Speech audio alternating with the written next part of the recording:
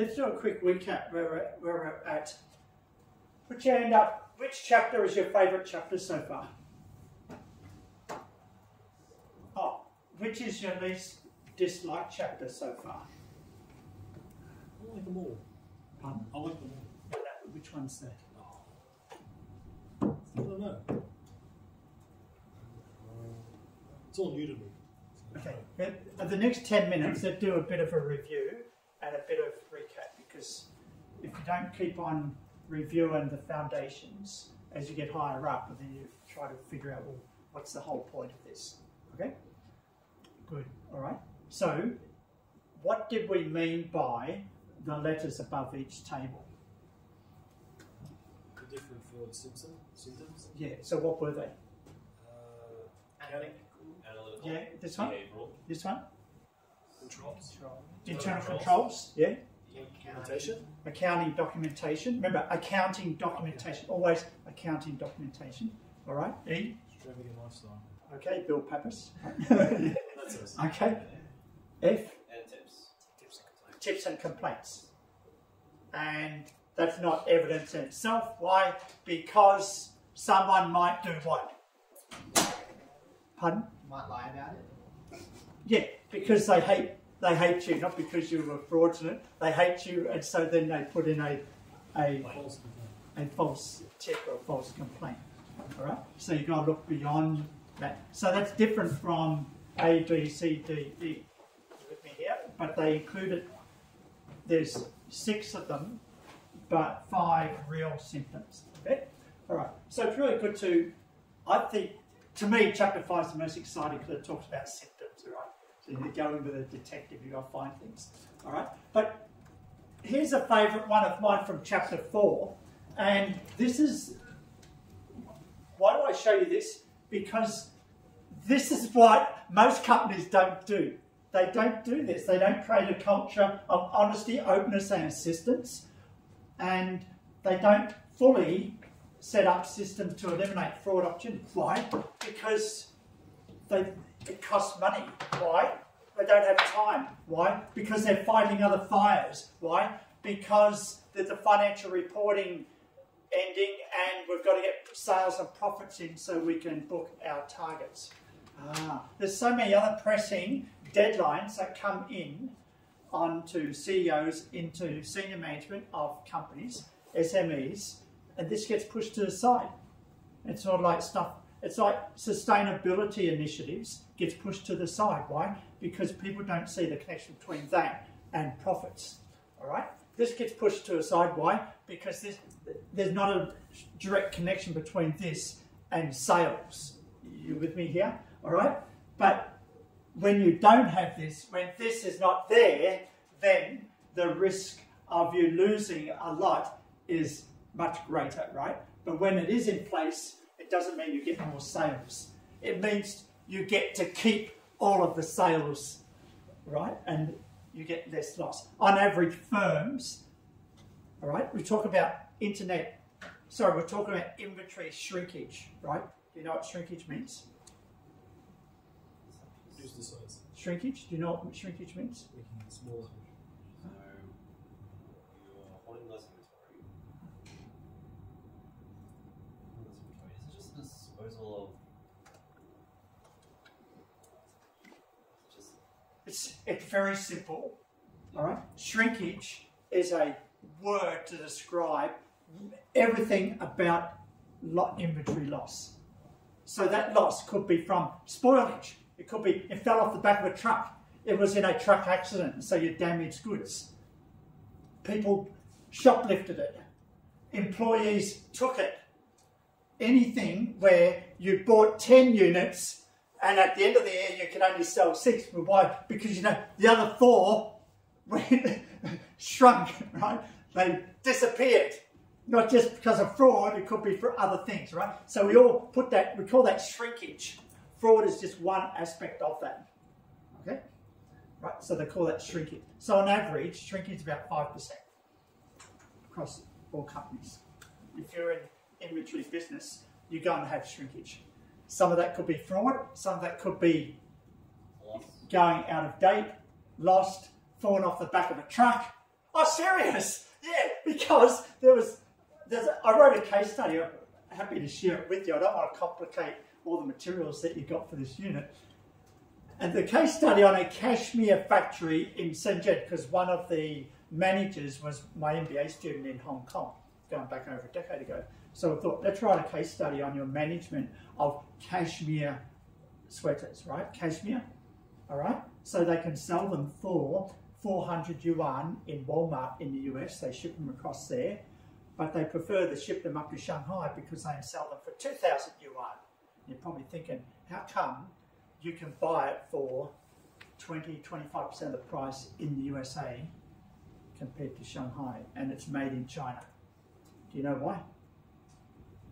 Anyway, this is not there's nothing to fraud, but because Walmart has big buying power and you sell them 1,000 units, then they negotiate down, that's why, right? Anyway, so they put the cashmere into a truck, and the truck goes 1,500 kilometres northwest into China, past Wuhan, into other shopping centres into China. Wuhan's like in the middle. Anyway, so the truck gets to the other end, and there seems to be less stock than what was put in the truck at the beginning. That's shrinkage. What happened? Oh, people took it out in between. Whether the truck driver was complicit or whether someone stole it when the truck was not being attended. There could be many reasons. So these things happen all the time. It's called shrinkage, all right? And another aspect of this shrinkage, well, not shrinkage, more sales, you had these cashmere garments, they're in the department stores, and senior management can't go to all the department stores throughout China to sell the garments. So they just have to trust that some of the garments are, or a lot of them, are sold in their discount period of the year. There's 1 or 2 months of the year where there's a heavy, all the garments are discounted by 20%, and then people come in, they just move stock, right? But what happened was these merchandisers or the sales manager in charge of the store, 1,000 kilometres away, would report to the factory saying, oh, we sold 80% of our stock in the discount period. But really, they sold 100% in the discount period. The other 20% they sold in the normal period where they get a higher price and they don't have to bargain for a lower cost. Are you with me here? All right? So by saying that they're all sold in the discount period, then the $1,200 coats were sold for 1,000 yuan, and then they negotiate with the factory, you need to give us a discount and pay us back money. But they only sold a fraction in that discount period. They sold some of those units in other periods for 1,200 yuan, so they got the full price, but they didn't tell the factory that. All right, so that's fraud, isn't it? So what type of fraud is that? The first one, the truck, what type of fraud is that? It could be employee fraud, if the truck driver's employee, okay? All right? But the misreporting of when items were sold at a discount or not at a discount, what type of fraud is that? Who's the victim? Yeah, the merchant. The merchant is the victim, right? The merchant being the factory, right? So it's kind of like vendor fraud, isn't it? All right, the vendor being the downstream merchant that's selling the unit. They're lying to the factory about when was sold at a discount and what items was not sold at a discount. So this is real stuff that happens. Okay?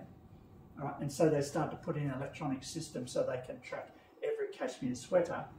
And I asked them, well, how are you going to stop them from lying to you in a store that's 1,000 kilometres away?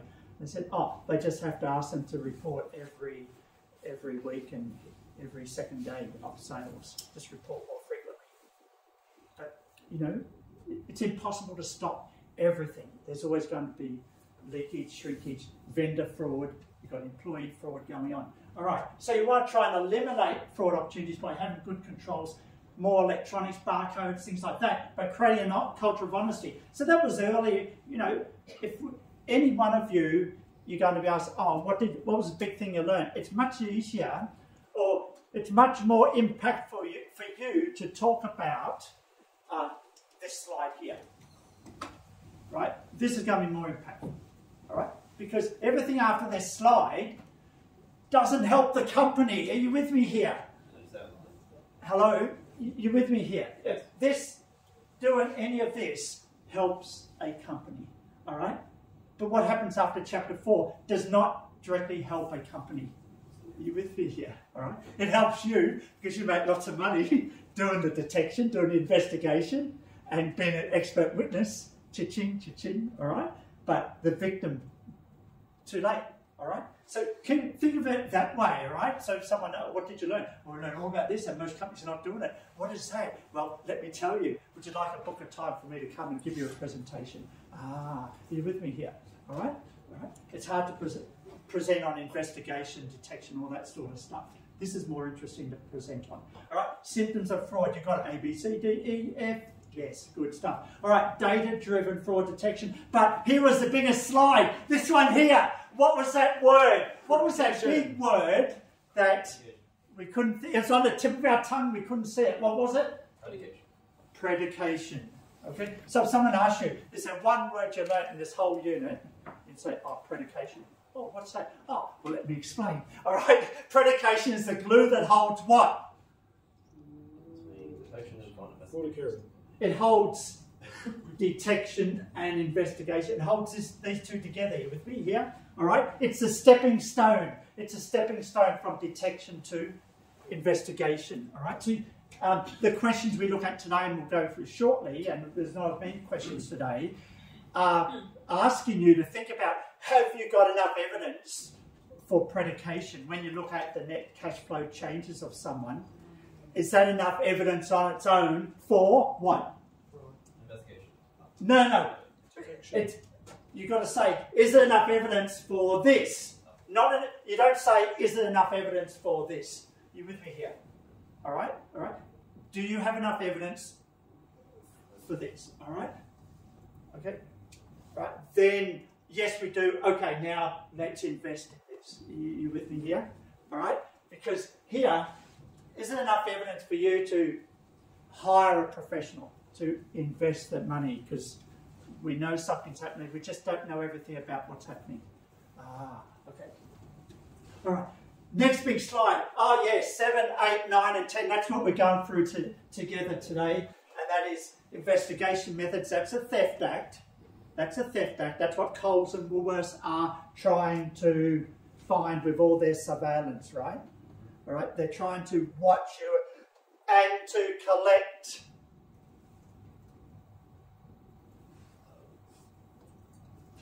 D. All right, they're trying to collect analytical anomalies. Okay, because if they can track the same person going into different stores and things like that, right? That's what they won't directly admit that, but they're hoping to do that. That is, they black band certain people. They know they're coming into a store, then they put more surveillance on those people when it's detected. Wow. Are they doing that? Oh, no, you ask them. Can they? Yes, they can do it. Should they be allowed to do it? I don't know. All right. So anyway, surveillance and covert operations. Okay, right. 7, 8. Last week, concealment. Investigation methods. That's where we need to go to documents. Why do we need to go to documents? They don't change, but people's opinions can. Yes, because documents, they're there, they just don't change over time, right? They don't change over time. Amazing, amazing, amazing. All right, and so the big thing about chapter 8 is, the big thing about chapter 7, before we go further, is this vulnerability chart. Okay, the vulnerability chart. So it's not that the whole idea of vulnerability chart is not that you have to fill in all the boxes. It's just like a checklist. It's like a checklist. Do we have anything can we put something into any of these cells? All right? It just have to prompt your memory. Oh, how was it concealed? How were they converted? Were there any red flags? See, there's questions about red flags in the questions today. Am I right? What are the red flags? Are there red flags? What are the red flags? All right. Why is that? Why are those questions asking you of that in chapter 8? Because answers to those questions go into a vulnerability chart, and when you have enough of these boxes that you think you're there, then you can go to the investigation. In some ways, this is kind of what you might fill out. It's partly helping on the predication and take you towards the investigation. You with me here? All right. So that's why the vulnerability chart is the practical. It's not the theory. All right. Predication, you kind of like, that's a theory, right? It's in your mind. Do I have enough? Do I have enough? Do I not? Like, that's a question you ask. The vulnerability chart asks more specific questions. All right. What was taken? Who had the opportunity? How were they moved? How was it concealed? Converted? Red flag? It's just asking lots of questions to help you think. And am I overthinking this red flag? And you might, if you could only answer one of these, then maybe, yes, you are overthinking the red flag. But if you can answer 2, 3, 4, oh, suddenly we've got a problem here. You with me? So this is one way of, what do we call it? Trying to calibrate. We're trying to calibrate. Remember? This here, we're trying to calibrate. What have we got here? Yeah, we're trying to calibrate that. Right, so the vulnerability chart is like a checklist. It helps you to calibrate. Right. So I think that's why I like this slide in chapter 7. This one, really, really nice. And once we go to chapter 8, then things get a little bit more complicated. Why? Why do you think things get more complicated when we get to chapter 8 and then 9?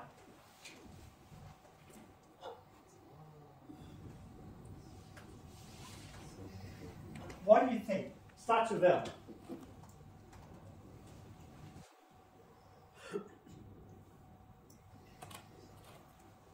Why do things get more complicated? Here.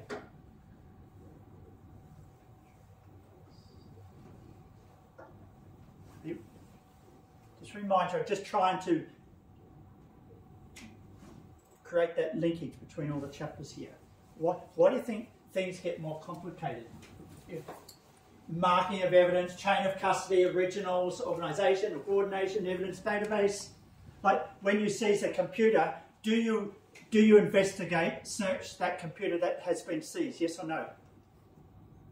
Yes or no? Hands up for yes. Hands up for no. No, because? Copy the data. Yeah, you do copy it, right? And you use that checksum and you're using the hash algorithm to make sure you've got the cologne right. But when you go to the court, you don't want any evidence to be what? Tarnished, okay? Because then the evidence can be thrown out. So that's why chapter 8 gets more complicated and onwards, because now we're sort of working towards a court case. Are you with me here? Hello? We're getting into legal territory. You with me here? All right? So now things get more complicated. You've got to dot the I's and cross the T's. You better be careful about evidence. You better be careful about preserving evidence. Oh, very technical. And missteps here, then the case gets thrown out and you're wasting time. You with me? Because what do you do in an investigation? You're going down two paths. What are those two paths? Civil action and criminal? Yeah, you're going down to criminal, all right? So that's a violation of statute, right? Or you're going down what? Civil, okay? And so that's to get damages or to get a case so then the insurance pays for the fraud. Are you with me here? Both require evidence that just needs to be done properly. Okay. All right. So then we go to conversion investigation methods, which is the topic of today. So welcome to chapter 9. And it's good to have that, always try and find that link together from all the chapters. And I think it works well that way. Okay, so chapter 9, convert. This is where you're going to have to do some searches. And actually, yes, you might have to do some searching on the FTX case. Okay, but there's a lot written about it. Okay, all right. And so you might have to make estimates, and you might have to say, look, I got this estimate, and here are two sources to verify the estimate. Okay, all right.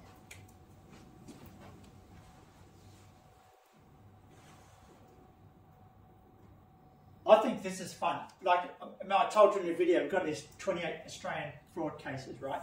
28. And if we look at how were the stolen funds used, so we're talking about conversion, right? We're talking about spending the loot.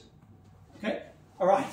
And if we look at this, personal expenses, luxury cars, personal debts, travel, business expenses, investments. I want you to think, if you were doing investigation, right, you've done the calculation and you've got a gap between their income and how much more well off they are, right?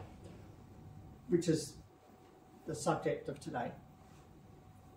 Could you go to a third-party source of public or private to find out about any of these? Yes or no?